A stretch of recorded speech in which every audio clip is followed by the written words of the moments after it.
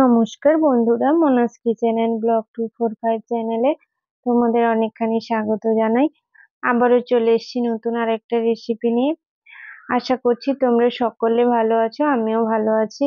তো আজকে বানাচ্ছি আমি কুমড়ো ফুলের বড়া। এর জন্য আমি প্রথমে নিয়ে নিয়েছি কুমড়ো ফুল। কুমড়ো ফুলগুলো বাজার থেকে কিনে আনা হয়েছিল। এরপর কুমড়ো ফুলগুলোকে আমি একটা একটা করে বেছে নিচ্ছি। প্রথমে আমি বৃন্ত থেকে ফুলটাকে আলাদা করে নিয়েছি, এরপর এই সবুজ অংশগুলোকে বাদ দিয়ে দিচ্ছি। এরপর আমি এই যে ভিতরের যে হলুদ অংশটা থাকে ওইটাকে বাদ দিয়ে দিচ্ছি। ওইখানে কিন্তু ভিতরে অনেক পোকা থাকে, ছোট ছোট সাদা সাদা পোকাগুলো থাকে। ভালো করে বেছে নিয়েছি। বেছে নিয়ে এইভাবে আমি সবগুলো ফুলগুলোকে বেছে নিয়েছি। এরপর আমি কুমড়ো ফুলগুলোকে ভালো করে ধুয়ে নিয়ে এসেছি। ধুয়ে নিয়ে এরপর আমি কুমড়ো ফুলগুলোকে কেটে নিচ্ছি। কেটে নিয়ে আমি এরপরে একটা পাত্র নিয়ে নিয়েছি এবং সেখানে কুমড়ো ফুলগুলো নিয়ে নিয়েছি। এরপর আমি এখানে দিয়ে দিচ্ছি পরিমাণ মতো পেঁয়াজ কুচি। আমি এখানে বড় সাইজের দুটো মতো পেঁয়াজ কুচি করে নিয়েছিলাম। পেঁয়াজগুলো দিয়ে দিচ্ছি। পেঁয়াজ দেওয়ার পরে এরপর আমি দিয়ে দিচ্ছি লঙ্কা কুচি। লঙ্কা কুচি দেওয়ার পর আমি দিয়ে দিচ্ছি পরিমাণ মতো হলুদ এবং পরিমাণ মতো নুন। যে যতটা পরিমাণ বানাবে সেই অনুযায়ী নুন হলুদটা দিবে। এইভাবে আমি নুন হলুদ দিয়ে সবগুলো দিয়ে এরপর আমি দিয়ে দিচ্ছি বেসন। বেসনটাও যে পরিমাণ পকোড়া বানাবে সেই অনুযায়ী বেসনটা দিতে হবে। মাখার সময় বোঝা যায় কতটা পরিমাণ লাগবে। তো এইভাবে দিয়ে আমি সবগুলো হাতের সাহায্যে ভালো করে মাখিয়ে নিয়েছি। মাখানো হয়ে গেলে এরপর আমি একটু একটু করে জল দিয়ে মাখিয়ে নিচ্ছি। এখানে কিন্তু খুব বেশি জলের প্রয়োজন হয়নি আমার, যেহেতু ফুলগুলো ধোয়ার পরেও একটু একটু জল ছিল, সেই জন্য খুব বেশি জলের প্রয়োজন হয়নি। এরপর আমি দিয়ে দিচ্ছি অল্প পরিমাণে গোটা জিরে।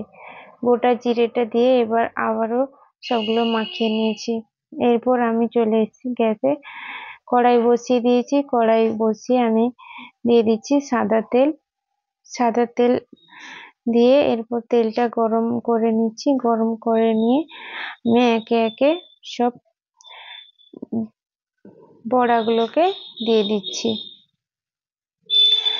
এইভাবে আমি একে একে যে কুমড়ো ফুলের ব্যাটারটা মাখিয়ে রেখেছিলাম এইভাবে পকোড়াগুলো ভেজে নিচ্ছি।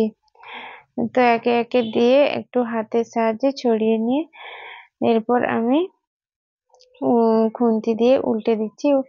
2 মিনিট মতো ওয়েট করতে হবে। 2-3 মিনিট ওয়েট করার পরে উল্টাতে হবে। সঙ্গে সঙ্গে উল্টালে জিনিসটা হবে না ভালো। এইভাবে আমি কুমড়ো ফুলের বড়াগুলো ভেজে নিচ্ছি। তো এটা কিন্তু গরম গরম খেতে দারুণ লাগে গরম ভাতের সঙ্গে।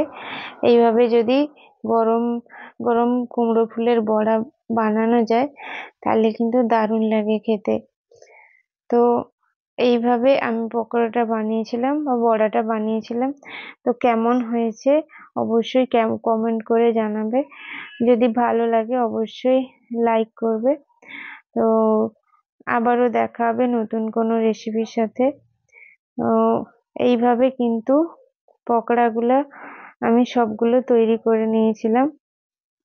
তো এখনো যারা যারা আমার চ্যানেলটাকে সাবস্ক্রাইব করোনি অবশ্যই সাবস্ক্রাইব করে দিবে আরো নতুন নতুন রেসিপি পাওয়ার জন্য। বন্ধুরা অবশ্যই কমেন্ট করো এবং সাপোর্ট করতে থাকো। আর যারা যারা নতুন আসো অবশ্যই আমার চ্যানেলটাকে সাবস্ক্রাইব করে দিও। যারা পুরনো বন্ধু আছে তাদের তো অসংখ্য অসংখ্য ধন্যবাদ জানাচ্ছি যারা আমার পাশে আছে। আমিও চেষ্টা করি সকলের পাশে থাকার সাধ্য মতো। যতটুকু সময় পাই অবশ্যই সবাইকে চেষ্টা করি সাপোর্ট করার জন্য। তো আজ তাহলে এই পর্যন্ত, দেখা হবে আবারও নতুন কোনো রেসিপির সাথে। ততক্ষণের জন্য ভালো থাকো, সুস্থ থেকো।